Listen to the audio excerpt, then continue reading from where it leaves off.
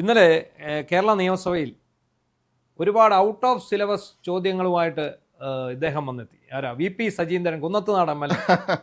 സജീന്ദ്രൻ എൻ്റെ വളരെ അടുത്ത സുഹൃത്താണ്, വ്യക്തിപരമായ വളരെ സുഹൃത്താണ്. അതിൻ്റെ സഹധർമ്മിണി, എൻ്റെ സഹപ്രവർത്തകരുന്ന ആളാണ്. അപ്പോൾ നമുക്ക് വളരെ അടുപ്പമുള്ള ആളാണ്. എൻ്റെ ഓർമ്മയിൽ സജീന്ദ്രൻ എപ്പോഴും വളരെ മിതഭാഷയും സൗമ്യനും സ്വാത്വികനും ഒരാളാണ് അദ്ദേഹം. ഇന്നലത്തെ നിയമസഭയിലെ പെർഫോമൻസ് ഞാൻ ഞെട്ടിപ്പോയി. അദ്ദേഹം അടിച്ച് നിരപ്പാക്കിയത്. അപ്പോൾ ഞാൻ ആലോചിച്ചത് ഇത്രയേ ഉള്ളൂ, ഇത്രയും സൗമ്യനും ശാന്ത സ്വഭാവക്കാരനുമായ സജീന്ദ്രൻ ഇതാണ് ചെയ്യുന്നതെങ്കിൽ ഇനി നിയമസഭയിൽ ഭരണകക്ഷിയിലുള്ള ബാക്കി വിപ്ലവകാരികളുണ്ട്, അവരെല്ലാം കൂടെ ചേർന്ന് ഈ ഇടതുപക്ഷത്തെ എങ്ങനെയായിരിക്കും ചെവിലിൽ തേക്കുന്നതാണ് ഞാൻ ആലോചിച്ചത്. എന്തോ ഒരു പെർഫോമൻസ്, ഗംഭീര പെർഫോമൻസ് എന്ന് പറഞ്ഞാൽ നമ്മൾ ഈ സമീപഭാവിയിൽ ഒരു കോമഡി സിനിമ കാണുന്നത്, അല്ലെ ഒരു സ്റ്റാൻഡപ്പ് കോമഡി എന്നാണ്. ഇപ്പം സ്റ്റാൻഡപ്പ് കോമഡിക്ക് ഭയങ്കര മാർക്കറ്റാണ്. ഒരു സ്റ്റാൻഡപ്പ് കോമഡിയാണ്. അപ്പോൾ അതിനകത്ത് നമ്മുടെ ഉള്ളിൽ നമ്മളിത് കണ്ടോണ്ടിരിക്കുമ്പോൾ നമ്മൾ അറിയാതെ ചിരിച്ചു. അതിൻ്റെ ആദ്യം അദ്ദേഹം ഒരു കഥ പറഞ്ഞത് എനിക്കൊന്നു രാജീവിനെ കുറിച്ചാണ്. അതെ, പി രാജീവ് അദ്ദേഹം തോറ്റതിനെ കുറിച്ചുള്ള അതിന്റെ വിശദീകരണം എങ്ങനെയായിരിക്കും? സൈദ്ധാന്തിക ഭാഷയുണ്ടല്ലോ. അതെ, അത് രാജീവ് പറയുന്നത് എന്താണെന്ന് നമുക്ക് രാജീവ്, മറ്റേ ഇടയ്ക്കൊരു KN കുഞ്ഞഹമ്മദ്, ഇങ്ങനെയുള്ള കുറെ ആൾക്കാരുണ്ടല്ലോ. ഇവരെ പിന്നെ ഇവരുടെ തന്നെ വേറെ ബുദ്ധിജീവികളുണ്ട്, ഔദ്യോഗിക ബുദ്ധി. സുനിൽ പി ഇളയിടം, പുള്ളി ഒരു തവണ എന്തോ ഒരു കാര്യം പറഞ്ഞിട്ട് അത് അവസാനം വലിയ ട്രോളായി മാറി. അതെ, അന്തരാത്മാവിന്റെ ആഴങ്ങളിൽ എന്നൊക്കെ പറഞ്ഞിട്ട് വരുന്ന ഈ അതുപോലെ ഈ എങ്ങനെയാണ് രാജീവ് തോറ്റതെന്ന്, രാജീവ് ഇതുവരെ തോൽവി സമ്മതിക്കത്തില്ല എന്നാണ് സജീന്ദ്രൻ. രാജീവ് മാത്രമല്ല, ഈ കൂട്ടത്തിൽ പലരും തോറ്റവർക്ക് മനസ്സിലായിട്ടില്ല. ഇല്ല, വി ശിവൻകുട്ടി പറയുന്നത് മുഖ്യമന്ത്രി പിണറായി വിജയനാണെന്നും പുള്ളി ഇടതുപക്ഷ സർക്കാരിനെതിരായ നീക്കമാണെന്ന് ഇപ്പോഴും പറയുന്നുണ്ട്. അപ്പം ഇതിനകത്ത് ഇവരുടെയൊക്കെ കിളി പോയി നിൽക്കുന്നതാണ്. ഇപ്പൊ രാജീവ് പറയുമ്പം ഹോർമൂസ് കടലിടുക്കിലൂടെയുള്ള എന്നൊക്കെ പ്രവാഹത്തിലൂടെ കടന്നൊക്കെ പറഞ്ഞിട്ടാണ് അദ്ദേഹം. സജീന്ദ്രന്റെ ആ ഒരു പ്രസംഗം വന്നു കഴിഞ്ഞപ്പോഴത്തേക്ക് അവസാനം തിരുവഞ്ചൂര് പറയുന്നുണ്ട്, അനുവദിച്ച സമയം കഴിഞ്ഞു സർ പ്ലീസ് ഒരു 2 മിനിറ്റ് കൂടി എനിക്ക് തരണം, കാരണം അദ്ദേഹം കൊണ്ടുവന്ന വേറൊരു സാധനം പറയാനുണ്ട്. രസകരമായ കാര്യം, പലപ്പോഴും തമാശ പറയുന്ന ആളുകൾ അവർ ചിരിച്ചോണ്ടായിരിക്കും പറയുക. ഇത് നേരെ തിരിച്ചാണ്. സജീന്ദ്രൻ വളരെ ഗൗരവത്തോടെ അദ്ദേഹത്തിന്റെ സ്വതസിദ്ധമായ ശൈലിയിൽ വളരെ ശാന്തനായി നിന്നുകൊണ്ട് തന്നെയാണ് ഇതെല്ലാം. അദ്ദേഹം ചിരിക്കുന്നൊന്നും ചെയ്യുന്നില്ല, അദ്ദേഹം വളരെ സീരിയസ് ആയിട്ട് സംസാരിക്കുന്നുണ്ട്. അടുത്ത് പറയാൻ പോകുന്ന ഞാൻ MLA ആയ എറണാകുളം നിയോജകമണ്ഡലത്തിലെ പി രാജീവിനെ കുറിച്ച്. അദ്ദേഹം ഇതുവരെ തോൽവിയെ സമ്മതിച്ചിട്ടില്ല സാർ. അദ്ദേഹത്തോട് പത്രക്കാർ ചോദിച്ചു ഈ തെരഞ്ഞെടുപ്പിൽ എന്താണ് സംഭവിച്ചത്. ആഗോളതലത്തിലുണ്ടായ ചില മാറ്റങ്ങളുടെ അടിസ്ഥാനത്തിൽ വന്ന വ്യതിചലനങ്ങളുടെ ഭാഗമായി ഉണ്ടായ ഉരുത്തിരിഞ്ഞു വന്ന ചില മാറ്റങ്ങളായിട്ടേ ഇതിനെ കാണാൻ കഴിയുള്ളൂ പറഞ്ഞത്. വീണ്ടും അദ്ദേഹത്തോട് പത്രക്കാർ ചോദിച്ചപ്പോൾ ഹോർമീസ് കടലിടുക്കിനിടയിലൂടെ വന്ന അന്തർവാഹിനിയിൽ നിന്ന് ഒലിച്ചു വന്ന ലാവയിലൂടെ പ്രവഹിച്ച ചില മാറ്റങ്ങളാണിതെല്ലാം എന്ന് അദ്ദേഹം പറഞ്ഞു. അപ്പൊ വീണ്ടും പത്രക്കാർ ചോദിച്ചു ഈ കളമശ്ശേരിയിൽ എന്തുണ്ടായി എന്ന് ചോദിച്ചു. ആ കളമശ്ശേരിയിൽ എന്തുണ്ടായെന്ന് ചോദിച്ചാൽ പറഞ്ഞു തോറ്റിട്ട് ജയിക്കുകയും ജയിച്ചിട്ട് തോക്കുകയും ചെയ്യുന്ന ചില പ്രതിഭാസത്തിന്റെ അടിസ്ഥാനത്തിൽ റിട്ടേണിംഗ് ഓഫീസർ കൊടുത്ത ഒരു സർട്ടിഫിക്കറ്റിന്റെ സാങ്കേതികമായ അടിസ്ഥാനത്തിൽ ചില മാറ്റങ്ങൾ സംഭവിച്ചതായിട്ടേ പറയാൻ. സാർ, ഇദ്ദേഹം ജയിച്ചു വന്ന പ്രതിപക്ഷ നേതാവിന്റെ കസേരയിൽ നിന്ന് അങ്ങ് എന്ത് ചെയ്യുമായിരുന്നു? അങ്ങ് പിന്നെ ഡിക്ഷണറിയൊക്കെ എടുത്തു വെച്ചതെല്ലാം മനസ്സിലാക്കിയതൊക്കെ പോയാൽ. പക്ഷെ എഴുതാനിരിക്കുന്ന ആ പിള്ളേരെന്ത് ചെയ്യുമായിരുന്നു സാർ? അവർക്ക് വൈകിട്ട് എഴുതി കൊടുത്തില്ല, അങ്ങ് അവരെ പുറത്താക്കില്ലേ? അപ്പൊ ഈ ഹോർമോസ് കടലിടുക്കിലൂടെയുള്ള അന്തരാത്മാവിന്റെ ആഴങ്ങളിൽ നിന്നുള്ള ലാവാ പ്രവാഹങ്ങളിലൂടെയുള്ള, എന്നിട്ട് അവസാനം എന്താ പുള്ളി പറഞ്ഞോണ്ട് വയ്ക്കുന്നത്, ഈ എഴുതി കൊടുത്ത ജയിച്ചു എന്ന് അറിഞ്ഞ സർട്ടിഫിക്കറ്റ് കൊടുക്കുമല്ലോ, ആ സർട്ടിഫിക്കറ്റിനെ കുറിച്ച് കുറെ കാര്യങ്ങളും. അത് രാജി ഏത് ഭാഷയിലായിരിക്കും പറഞ്ഞതെന്നാണ്. തോറ്റുപോയി, തോറ്റു എന്ന് പറഞ്ഞിട്ട് അവിടെ ഇലക്ടറൽ ഓഫീസർ എഴുതി തരുന്ന സർട്ടിഫിക്കറ്റ് ഉണ്ടല്ലോ, റിട്ടേണിംഗ് ഓഫീസർ. എനിക്ക് അദ്ദേഹത്തിന്റെ അതിനെക്കാട്ടിൽ ഇഷ്ടപ്പെട്ടത് കണ്ണൂർ പുള്ളി എറണാകുളം റെയിൽവേ സ്റ്റേഷനിൽ വെച്ച് ഒരാളെ കാണുന്നു, കണ്ട് നല്ല പരിചയമുണ്ടല്ലോ എന്ന് സജീന്ദ്രനോട് ചോദിക്കുന്നു. സജീന്ദ്രൻ പറയുന്നു, അതെ ഞാൻ സജീന്ദ്രൻ, കുന്നത്തുനാട് MLA ആണ്. അതെ, ഞങ്ങൾ പിണറായിയുടെ ആൾക്കാരാ, ഞങ്ങളുടെ പിണറായിയെ നിങ്ങൾക്ക് അങ്ങനെ തോന്നി, ഞാൻ കണ്ണൂരുള്ള ഒരു ജ്യോത്സ്യനാണ്, ഒന്നും ചെയ്യാൻ കഴിയില്ല. കാരണം എനിക്കറിയാം അദ്ദേഹത്തിന് എവിടെയെങ്കിലും ഒരു സ്ഥാനത്ത് ഇരുത്തി കഴിഞ്ഞാൽ അദ്ദേഹം അവിടെ 10 വർഷം ഇരിക്കും. പാർട്ടി സെക്രട്ടറി 17 വർഷം, സെക്രട്ടറിയായിട്ട് 17 വർഷം ഇരുന്നു. അത് കഴിഞ്ഞ് അദ്ദേഹം കേരളത്തിന്റെ മുഖ്യമന്ത്രിയായി 10 വർഷം ഇരുന്നു. ഇപ്പോൾ അദ്ദേഹം കേരളത്തിന്റെ പ്രതിപക്ഷ നേതാവ്, 10 വർഷം അദ്ദേഹം അവിടെ തുടരുമെന്ന്. അതാണ് ഇതിനകത്ത് ഏറ്റവും വലിയ കോമഡിയായിട്ട് എനിക്ക് തോന്നിയത്. എന്താണെങ്കിലും ശരി, നമുക്ക് ഇത്തവണ നമ്മൾ നിയമസഭ എടുക്കുമ്പോൾ, അതായത് തീർത്തും ദുർബലരായ ഒരു ടീം എതിർ സൈഡിലും തീർത്തും ശക്തരായ ഒരു ടീം മറു സൈഡിലും. പണ്ടൊക്കെ നമ്മൾ ഈ നെഹ്റു കപ്പ് കളിക്കും, നെഹ്റു കപ്പ് അന്താരാഷ്ട്ര ഫുട്ബോൾ ടൂർണമെന്റ് കേരളത്തിൽ നടന്നുകൊണ്ട് നിർത്തി ഇല്ലയോ, നെഹ്റു കപ്പ് നിർത്തി. അന്നേ സമയത്ത് അന്താരാഷ്ട്ര ടീമുകളെ കളിക്കുക, അതായത് റഷ്യ, ചെക്കോസ്ലാവാക്കിയ, റൊമാനിയ, കാമറൂൺ ഇല്ല, പിന്നെ പെറു, ഈജിപ്റ്റ് ഒക്കെ ഇവിടെ കളിക്കാൻ വരും. അപ്പോൾ നമ്മുടെ ഇന്ത്യക്ക് ഒരു ടീമുണ്ട്, ഇന്ത്യൻ ടീം ഇറങ്ങും, ആതിഥേയരാണല്ലോ. അതെ. അപ്പോൾ നമ്മൾ എണ്ണുന്നത് എത്രയാണെന്ന് ചോദിച്ചാൽ ഇത് എത്ര ഗോള് നമുക്ക് കയറുമെന്നുള്ളത്. മിക്കവാറും ഒരു 8 എണ്ണമൊക്കെ ആയിരിക്കും ഈ റഷ്യയൊക്കെ വന്ന് അടിച്ചു വെച്ചു പോകുന്നത്. പിന്നീട് ഈ ഒരു സ്ഥിതിക്ക് മാറ്റം വരുന്ന കേരള പോലീസ് ടീമിനെ ഒന്നടങ്ങ് ഇന്ത്യൻ ടീമിലേക്ക് എടുക്കുന്ന ഒരു അവസ്ഥ ഉണ്ടായിരുന്നു. അത് കേരളത്തിൽ നിന്നുള്ള കേരള ടീം ഒരു 8 പേര് സത്യൻ്റെ നേതൃത്വത്തിൽ. അപ്പോൾ അങ്ങനെ വരുന്ന സമയത്താണ് നമ്മൾ ഈ റഷ്യ ഏതോ ഒരു വലിയ ടീമിനെ തോപ്പിക്കുന്നുണ്ട്. ഏത് ടീമാണെന്ന് ഞാൻ പറഞ്ഞു, സത്യനാണ് ഗോൾ അടിക്കുന്നത്. അപ്പോൾ പി പി സത്യൻ. അപ്പം അന്ന് ഈ നാണംകേട് അന്ന് നമ്മൾ നോക്കുന്നത് അന്ന് പിന്നെ എപ്പോൾ ഈ ഇന്ത്യ വലിയ വമ്പന്മാരോട് തോക്കുന്നു. ഇന്നലെ നിയമസഭ കണ്ടപ്പോൾ എനിക്ക് അതാണ് ഓർമ്മ വരുന്നത്. അതായത് ഒരു സൈഡിൽ ഈ പിന്നെ ദുർബലരായ പ്രതിപക്ഷവും മറു സൈഡിൽ വിഭവസമൃദ്ധമായ ഭരണപക്ഷവും. കാരണം ഒന്നിനൊന്ന് മെച്ചപ്പെട്ട MLA-മാരാണ് പറഞ്ഞത്. എനിക്ക് തോന്നുന്നത് അടുത്ത 1-2 നിയമസഭാ സമ്മേളനം കഴിയുമ്പോഴേ അവസാനം വീട് ശേഷം തന്നെ സ്വന്തം പ്രസ്ഥാനക്കാരോട് പറയാം, നിങ്ങൾ നിന്നും വീണ്ടുണ്ട. കാരണം പാവങ്ങൾ ഈ എന്താണ് ഈ താഴെ വീണ് കിടക്കണം, അവിടെ ചവിട്ടരുത് നമ്മൾ പറയില്ലേ, താഴെ അടി കൊണ്ട് താഴെ. ഇതിനകത്ത് VD സതീശൻ പ്രസംഗിക്കേണ്ട കാര്യമേ ഇല്ല. പറയാം സജീന്ദ്രൻ, അബിൻ വർക്കി, നമ്മുടെ മാത്യു കുഴനാടൻ, രമേശ് പിഷാരടി ഇതുവരെ പ്രസംഗിക്കാൻ വന്നിട്ടില്ല. നമ്മുടെ ഇയാളുണ്ടല്ലോ സന്ദീപ് വാര്യർ വന്നു. ഇനി രമേശ് പിഷാരടി, VT ബൽറാം, ഇപ്പൊ മറ്റേ കരുനാഗപ്പള്ളി ഇന്നലെ തന്നെ CR മഹേഷ് ഇന്നലെ തന്നെ ഡയലോഗ് വിട്ട് തുടങ്ങിയിട്ടുണ്ട്. അപ്പോൾ ഇവർ ഒരു യുവ MLA-മാർ ഒരു കൂട്ടമുണ്ട്. അതിനകത്ത് മാത്യു കുഴനാടനും ബാക്കിയുള്ള ഈ പറയുന്ന VT ബൽറാമും ഒന്നും ഇതുവരെ പ്രസംഗത്തിലേക്ക് സീരിയസ് ആയിട്ട് വന്നിട്ടില്ല. ഇനി അത് പുറകെ വരും. അല്ല, മാത്രമല്ല ഒരു പ്രത്യേകതയുള്ള ഇത്തവണ ഈ കോൺഗ്രസ് നിരകളിൽ ഒരു അടുത്ത തലമുറക്കാരെല്ലാവരും തന്നെ വളരെ ഉയർന്ന വിദ്യാഭ്യാസമുള്ളവരാണ്. അതെ, അതുകൊണ്ട് വായനശീലമുള്ള മുഖ്യമന്ത്രി നല്ല വായനശീലമുള്ള ആളാണ് നമുക്ക് എല്ലാവർക്കും അറിയാം. ഇന്നലെ കൃത്യമായിട്ട് റഷ്യയുടെ കാര്യം പറഞ്ഞപ്പോൾ അദ്ദേഹം അടിച്ചു നിരപ്പായി കൊടുത്തു. സതീശൻ കഴിഞ്ഞ തവണ പ്രസംഗിച്ചുകൊണ്ടിരുന്ന ആരൊക്കെയാണ്? രാഹുൽ മാങ്കൂട്ടം, ഷാഫി പറമ്പിൽ. ഈ 2 ചെറുപ്പക്കാരെ കേരളം വാലയെ കെട്ടാൻ കൊള്ളാവുന്ന ഒറ്റ ഓർമ്മ ഇപ്പം പറഞ്ഞില്ല. ഇവർ മനുഷ്യന് മനസ്സിലാകുന്ന ഭാഷയെ പറയാനറിയില്ല. ഇവന്മാർ കാണിക്കുന്ന അഴിമതി പറഞ്ഞ് ബോധിപ്പിക്കാൻ അറിയില്ല. ഇവരുടെ കൂട്ടത്തിൽ ആയുള്ള ഒന്ന് ജനീഷ് കുമാർ. എന്താണ് പറയുന്നത്? പുള്ളി ഇപ്പൊ ട്രോളന്മാരുടെ ഏറ്റവും പ്രിയപ്പെട്ട താരമാണ്. ജനീഷ് കുമാർ എന്താണ് പറയുന്നത്? ജനീഷ് കുമാർ പോലും അറിഞ്ഞുകൂടാ. ജനീഷ് കുമാർ ഏതാണ്ടൊക്കെ വന്ന് പറയാൻ ആഗ്രഹമുണ്ട്, പക്ഷെ പറഞ്ഞു ഫലിപ്പിക്കാൻ പറ്റില്ല. അതിനിടയ്ക്കാണ് ഇന്നലെ വന്ന് 2 പേരും കൂടെ ഒരു നാടകം, ഒരു റീലിട്ടത് മരുമോനുമായി ചേർന്ന്. ഭയങ്കര സംഭവം ജനീഷിന്റെ എന്നും പറഞ്ഞുകൊണ്ട് ഇവർ തുടങ്ങുന്നു. അതിനെയാണെങ്കിൽ അപ്പഴേ എടുത്തു കൊടുത്തു ആര്? രാഹുൽ അറിയാൻ പാടില്ലാത്ത പണി എന്തിനാ ചെയ്യാൻ പോകുന്നത് എന്നുള്ളതാണ്. അപ്പോഴാണ് പിന്നെ അപ്പുറത്തിരിക്കുന്ന പിണറായി വിജയൻ ആകെപ്പാടെ അറിയാവുന്നത് കമ്മ്യൂണിസ്റ്റ് റഷ്യയെക്കുറിച്ചും ജർമ്മനി. അത് പറഞ്ഞത് തെറ്റിപ്പോവുകയും ചെയ്തു. സ്വന്തം പ്രസ്ഥാനത്തെ കുറിച്ച് പറഞ്ഞത് തെറ്റിപ്പോയി. പിന്നെ മറ്റേ ഇതും ഇയാള് ബാലഗോപാൽ ഏതാണ്ടൊക്കെ പറഞ്ഞു. കാരണം ധനമന്ത്രി സ്ഥാനം അങ്ങോട്ട് ഒഴിഞ്ഞ് ഇപ്പുറത്തോട്ട് മാറിയതേ ഉള്ളൂ. എന്താണ് കഴിഞ്ഞ 5 വർഷം നടന്നതെന്ന് ബാലഗോപാലിനും അറിഞ്ഞുകൂടാ പറയാൻ. പിന്നെ ഇത് പിന്നെ ഒരു ഇച്ചിരി ആധികാരികത കൈവരട്ടെന്ന് കരുതി നമ്മുടെ തോമസ് ഐസക്കിനെ കൊണ്ട് വെളിയിലിറങ്ങി എന്തൊക്കെയോ പറയിപ്പിക്കുകയാണ്. അല്ല, ഇനി ഒറ്റ വഴിയേ ഉള്ളൂ. സ്പീക്കർക്ക് റിക്വസ്റ്റ് കൊടുക്കുക, നിയമം ഒന്ന് മാറ്റാൻ പറയുക. ഇവർക്ക് സംസാരിക്കാനും മണ്ണം കട്ടെന്ന് ഈ വേറുള്ള രണ്ടാമത്തെ പിടിച്ചോണ്ട് സഭയുടെ വെളിയിലെങ്ങാനും നിർത്തിയിട്ട് മറുപടി. പബ്ലിക് പരീക്ഷയ്ക്ക് സ്ക്രൈബിനെ നിയോഗിക്കുന്ന പോലെ ഞങ്ങൾക്ക് ഒരു പ്രഭാഷകനെ നിയോഗിക്കാനുള്ള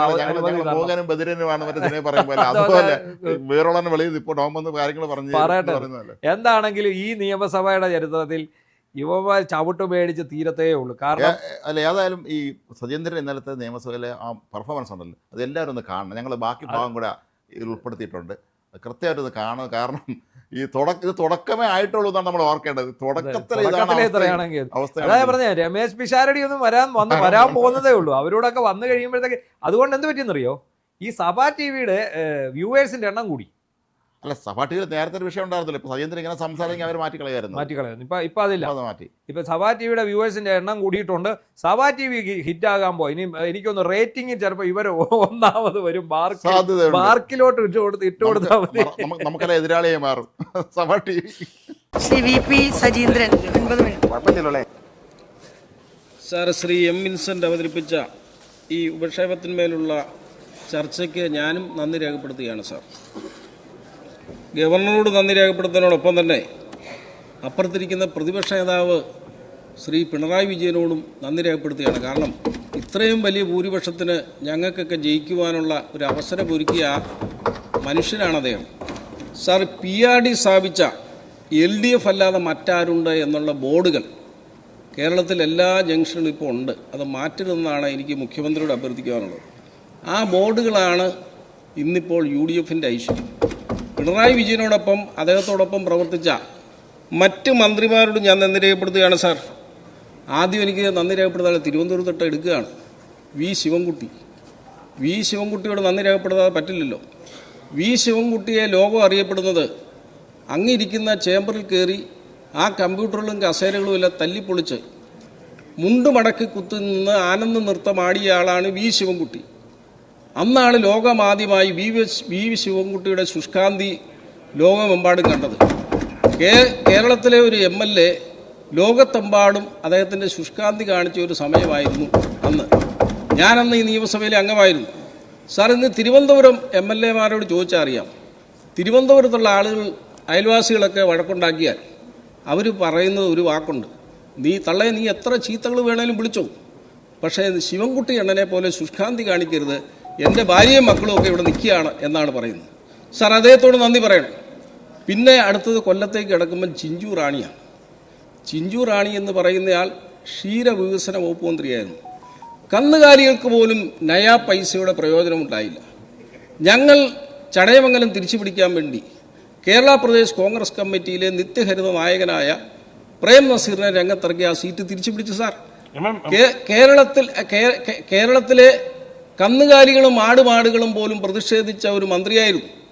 ചിഞ്ചു റാണിയെ വിജയിപ്പിക്കണമേ എന്ന് പറഞ്ഞുകൊണ്ട് തെരഞ്ഞെടുപ്പ് കാലത്ത് മൈക്ക് അനൗൺസ്മെന്റ് നടന്നപ്പോൾ കൂട്ടിക്കിടക്കുന്ന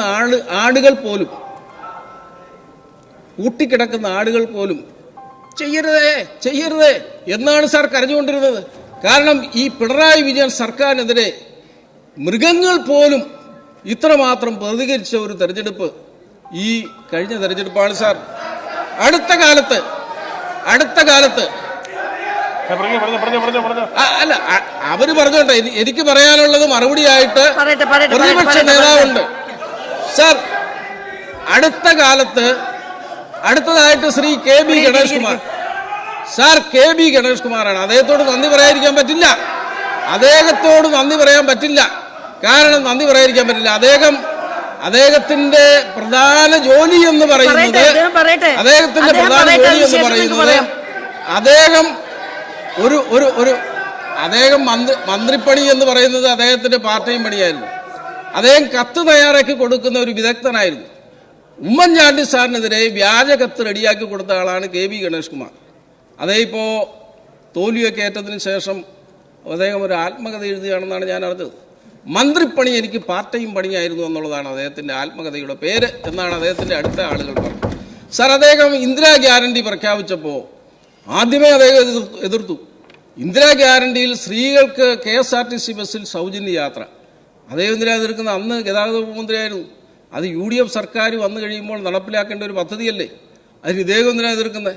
അദ്ദേഹത്തിൻ്റെ 5000-ലെ 4998 പേര് ആ ബസ്സിൽ കയറുമെന്നുള്ള പേടി കൊണ്ടാണ് അദ്ദേഹം അന്ന് എതിർത്തത് എന്ന് എനിക്ക് മനസ്സിലാക്കാൻ കഴിയുന്നുണ്ട് സാർ.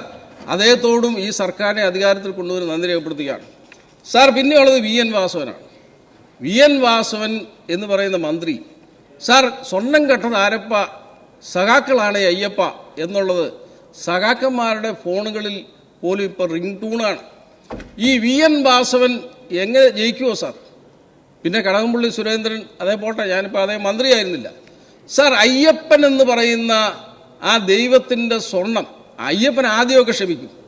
ആചാരം എങ്ങനെ നടത്തിയപ്പോൾ അദ്ദേഹം ക്ഷമിച്ചു. ഇപ്പം നമ്മളാണെങ്കിലും നമ്മളോടൊരു ശത്രു വന്ന് എന്തെങ്കിലും ചെയ്തു കഴിഞ്ഞാൽ ആദ്യവും രണ്ടാമതും ഒക്കെ ക്ഷമിക്കും. പക്ഷേ അദ്ദേഹത്തിൻ്റെ സ്വർണം വരെ മോഷ്ടിച്ചു പോയ സഖാവ് വാസവനെ ഇനി നിയമസഭ കാണിക്കണ്ട എന്ന് ജനം തീരുമാനിച്ചു. അങ്ങനെയാണ് സാർ സഖാവ് വാസവൻ ഇപ്പോൾ ഇതിരിക്കുന്നത് സാർ. അതിനു മുമ്പ് വീണ ജോർജ് ഉണ്ട് സാർ. വീണ ജോർജ് പത്തനംതിട്ടയിൽ നിന്ന് സാർ. വീണ ജോർജ് എന്ന് പറയുന്ന മന്ത്രി അവരോട് എത്ര നന്ദി പറഞ്ഞാലും മതിയാവില്ല. കാരണം എന്താണെന്ന് ചോദിച്ചു കഴിഞ്ഞാൽ അവരെക്കുറിച്ചൊരു സിനിമ എടുക്കാൻ തീരുമാനിച്ചിരിക്കുകയാണ്. ഫ്രം വെന്റിലേറ്റർ ടു ഹോം എന്നാണ് ഈ സിനിമയുടെ ഇതിവൃത്തമായിട്ടുള്ളത്. കാരണം ലോകത്താദ്യമായി വെന്റിലേറ്ററിൽ നിന്നും ഡിസ്ചാർജ് ചെയ്ത് വീട്ടിലേക്ക് പോയ ആദ്യത്തെ ആളാണ്. ട്രംപിന് പോലും അങ്ങനെ സംഭവിച്ചിട്ടില്ല. അപ്പോൾ ഏതായാലും അവരെ അഭിനയിക്കാൻ കിട്ടിയാൽ ആ പടത്തിന് അവാർഡ് കിട്ടുമെന്നുള്ള പ്രതീക്ഷയിലാണ് ശ്രമിച്ചുകൊണ്ടിരിക്കുന്നത്. പിന്നെയുള്ളത് റോഷി അഗസ്റ്റിനാണ്, കേരള കോൺഗ്രസിൻ്റെ നേതാവ്. മാണി സാർ സ്വർഗലോകത്തിരുന്നുകൊണ്ട് സന്തോഷിക്കുന്നുണ്ടാകും സാർ. കാരണം എന്തെന്ന് ചോദിച്ചു കഴിഞ്ഞാൽ ഈ കോഴമാണി എന്ന് പറഞ്ഞുകൊണ്ട് ഈ സഭയിൽ കയറി നിന്ന് അങ്ങിരിക്കുന്ന കസേര വരെ തല്ലിപ്പൊളിച്ച അവരോടൊപ്പം ചിക്കൻ ബിരിയാണിയും കഴിച്ച് 5 വർഷക്കാലം സുഖജീവിതം നയിച്ച ആളാണ് റോഷി അഗസ്റ്റിൻ. പാവം ആ ജോസ് കെ മാണിയെ പോലും തെറ്റിദ്ധരിപ്പിച്ച് ഒരു പരുവത്തിലാക്കി നിൽക്കുകയാണ്. അപ്പോൾ അധികം താമസിക്കാതെ കേരള കോൺഗ്രസ് റോ എന്ന് പറയുന്ന ഒരു പാർട്ടി കേരളത്തിലുണ്ടാകും. റോഡിലിറങ്ങാൻ ആളില്ലെങ്കിൽ റോ പാർട്ടി സിന്ദാബാദ് എന്ന് മുദ്രാവാക്യം വിളിച്ചുകൊണ്ട് അദ്ദേഹം മുന്നോട്ട് പോകും. സാർ പിന്നെയുള്ളത് സാർ പിന്നെയുള്ളത് സഭയിലില്ലാത്ത ഇപ്പം ഈ സഭയിലില്ലാത്ത മുൻ മന്ത്രിമാർ ശ്രീമതി ചിഞ്ചുറാണിയെ പറ്റി പറഞ്ഞു, ശ്രീ വാസവനെ പറ്റി പറഞ്ഞു, ഇപ്പോൾ സാർ അന്തരിച്ച കെ എം മാണി സാറിനെ പറ്റി, സാർ റോഷി അഗസ്റ്റിനെ പറ്റി ഇല്ലാത്ത കാര്യങ്ങൾ ആളുകളെ പറ്റി പറയുക, അത് പറയുന്നത് ശരിയാണോ? നോക്കാം, ഞാൻ പരിശോധിക്കാം സാർ. അങ്ങനെ പറയുന്നത് ശരിയല്ല. പരിശോധിക്കാം, ഞാൻ അവരിവിടെ വന്നിട്ട് റെപ്രസെന്റ് ചെയ്യാൻ പറ്റും സാർ? ഇല്ല, അവരിവിടെ വന്ന് തിരിച്ചു പറയാൻ പറ്റും സാർ? സാർ അദ്ദേഹം പഴയ മെമ്പറാണ്. അദ്ദേഹം പ്രേം നസീറിനെ പോലെ പണ്ട് തൊട്ടേ ഒരേ പ്രായമായിട്ടിരിക്കുന്ന MM നസീറിനെ പറഞ്ഞതിൽ എനിക്ക് വിഷമമില്ല. അത് അദ്ദേഹം കൊണ്ട് പറയാം. പക്ഷേ ഇവിടെ ഇല്ലാത്തവരെ പറ്റി ഒന്നും അങ്ങനെ പറയരുത് സാർ. പരിശോധിക്കാം. നന്ദിയാണ് അവരെ കുറിച്ച് പറഞ്ഞത്. അടുത്തത് പറയാൻ പോകുന്നത് ഞാൻ MLA ആയ എറണാകുളം നിയോജകമണ്ഡലത്തിലെ P രാജീവിനെ കുറിച്ച്. അദ്ദേഹം ഇതുവരെ തോൽവിയെ സമ്മതിച്ചിട്ടില്ല സാർ. അദ്ദേഹത്തോട് പത്രക്കാർ ചോദിച്ചു ഈ തെരഞ്ഞെടുപ്പിൽ എന്താണ് സംഭവിച്ചത്. ആഗോളതലത്തിലുണ്ടായ ചില മാറ്റങ്ങളുടെ അടിസ്ഥാനത്തിൽ വന്ന വ്യതിചലനങ്ങളുടെ ഭാഗമായി ഉണ്ടായ ഉരുത്തിരിഞ്ഞു വന്ന ചില മാറ്റങ്ങളായിട്ട് ഇതിനെ കാണാൻ കഴിയുള്ളൂ പറഞ്ഞത്. വീണ്ടും അദ്ദേഹത്തോട് പത്രക്കാർ ചോദിച്ചപ്പം ഹോർമീസ് കടലിടുക്കിനിടയിലൂടെ വന്ന അന്തർവാഹിനിയിൽ നിന്ന് ഒലിച്ചു വന്ന ലാവയിലൂടെ പ്രവഹിച്ച ചില മാറ്റങ്ങളാണ് ഇതെല്ലാം എന്ന് അദ്ദേഹം പറഞ്ഞു. അപ്പൊ വീണ്ടും പത്രക്കാർ ചോദിച്ചു ഈ കളമശ്ശേരിയിൽ എന്തുണ്ടായി എന്ന് ചോദിച്ചപ്പോൾ ആ കളമശ്ശേരിയിൽ എന്തുണ്ടായെന്ന് ചോദിച്ചാൽ പറഞ്ഞു തോറ്റിട്ട് ജയിക്കുകയും ജയിച്ചിട്ട് തോക്കുകയും ചെയ്യുന്ന ചില പ്രതിഭാസത്തിന്റെ അടിസ്ഥാനത്തിൽ റിട്ടേണിംഗ് ഓഫീസർ കൊടുത്ത ഒരു സർട്ടിഫിക്കറ്റിന്റെ സാങ്കേതികമായ അടിസ്ഥാനത്തിൽ ചില മാറ്റങ്ങൾ സംഭവിച്ചതായിട്ടേ പറയാൻ. സാർ ഇദ്ദേഹം ജയിച്ചു വന്ന പ്രതിപക്ഷ നേതാവിന്റെ കസേരയിൽ നിന്ന് അങ്ങ് എന്ത് ചെയ്യുമായിരുന്നു? അങ്ങ് പിന്നെ ഡിക്ഷണറിയൊക്കെ എടുത്തു വെച്ചതെല്ലാം മനസ്സിലാക്കിയതൊക്കെ പോയാലും. പക്ഷെ എഴുതാനിരിക്കുന്ന ആ പിള്ളേരെന്ത് ചെയ്യുമായിരുന്നു സാർ? അവർക്ക് വൈകിട്ട് ഇത് എഴുതി കൊടുത്തില്ല, അങ്ങ് അവരെ പുറത്താക്കില്ലേ സാർ? പിന്നെയുള്ളത് ബിന്ദുവിനാണ് നന്ദി പറയേണ്ടത്. സാർ ബിന്ദു എന്ന് പറയുന്ന മന്ത്രി വ്യക്തതയില്ലായ്മയുടെ കാര്യത്തിൽ സ്പീക്കറെ കളിയാക്കാൻ പാടില്ല. ഇല്ല, അങ്ങനെയാണല്ലോ. അങ്ങനല്ലേ പറഞ്ഞേ? അങ്ങക്ക് അത് മനസ്സിലാവത്തില്ല. അത് ചെറിയാൻ പാടില്ല. ഞങ്ങൾ പറഞ്ഞതേ ഉള്ളൂ. സ്പീക്കറെ പറഞ്ഞതുകൊണ്ട് പറഞ്ഞതാണ്. പറയുന്നത് ശരിയാവുന്നില്ല, വ്യക്തമാവുന്നില്ല എന്നല്ല ഉദ്ദേശിച്ചത്. കുട്ടികളെ കുറിച്ചാണ് സ്പീക്കർ എന്ന് പറയുന്നത് ക്ഷമയുടെ കേന്ദ്രമായിരിക്കണം.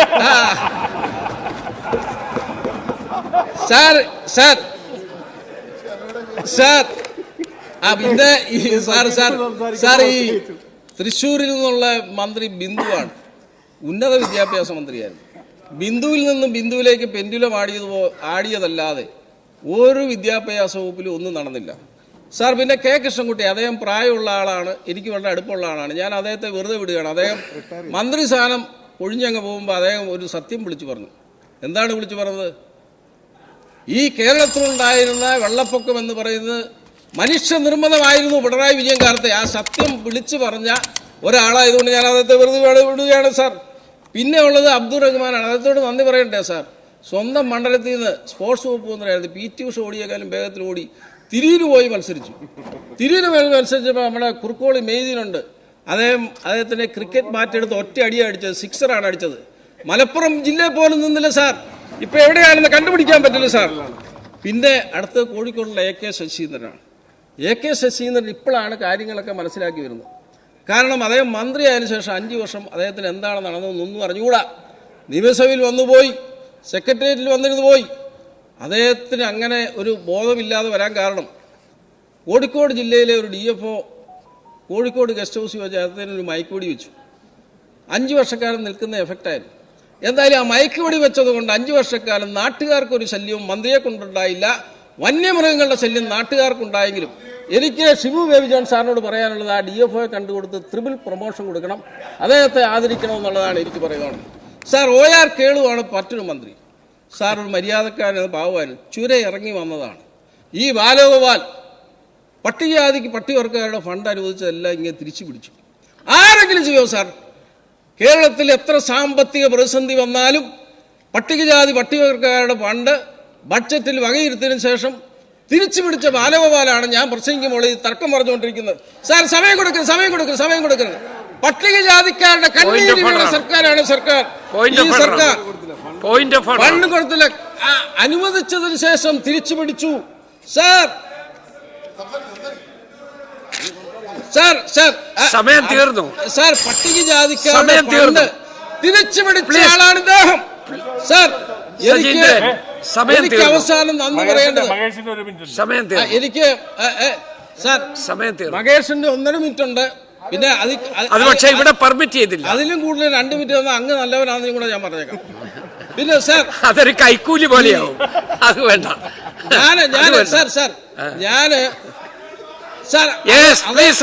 പട്ടികജാതിക്കാരുടെ ഫണ്ട് വെട്ടിപ്പിടിച്ച ആളാണ് ഇദ്ദേഹം.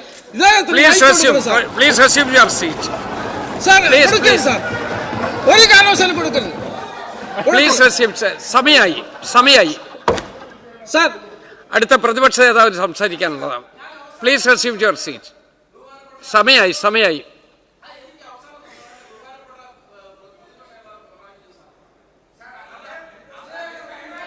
തീർന്നു. സമയം കഴിഞ്ഞു. 2 മിനിറ്റോളം കൂടുതലായി. 2 മിനിറ്റിലധികം കൂടുതലായി. ഇത് കൺക്ലൂഡ് ചെയ്യാനായിട്ട് മൈക്കൊന്ന് കൊടുക്കൂ. കൺക്ലൂഡ് ചെയ്യട്ടെ. ഞാൻ കഴിഞ്ഞ ദിവസം കൺക്ലൂഡ് ചെയ്യും. കഴിഞ്ഞ ദിവസം ഞാൻ എറണാകുളത്തും തിരുവനന്തപുരത്തേക്ക് പോരുമ്പോൾ ഒരു യാത്രക്കാരൻ എന്നോട് ചോദിച്ചു, നിങ്ങൾ എവിടെ പോകുന്നു, നിങ്ങളെ കണ്ടുപരിചയമുണ്ട്? ഞാൻ പറഞ്ഞു, ഞാൻ ഇന്നയാളാന്ന് പറഞ്ഞു. അപ്പം അദ്ദേഹം കണ്ണൂരിൽ നിന്ന് വരികയാണ്. അപ്പം അദ്ദേഹം പറഞ്ഞു, ഞങ്ങളുടെ നേതാവ് പിണറായി വിജയനാണ്, ഞാനൊരു ജോത്സ്യരാന്ന് പറഞ്ഞു. നിങ്ങൾക്ക് അദ്ദേഹത്തെ ഒരു പുല്ലും ചെയ്യാൻ പറ്റില്ല. ഞാൻ പറഞ്ഞു, ആയിക്കോട്ടെ. അദ്ദേഹം ഏത് പോസ്റ്റിലിരുന്നാലും 10 വർഷക്കാലത്തിലധികം ഇരിക്കും.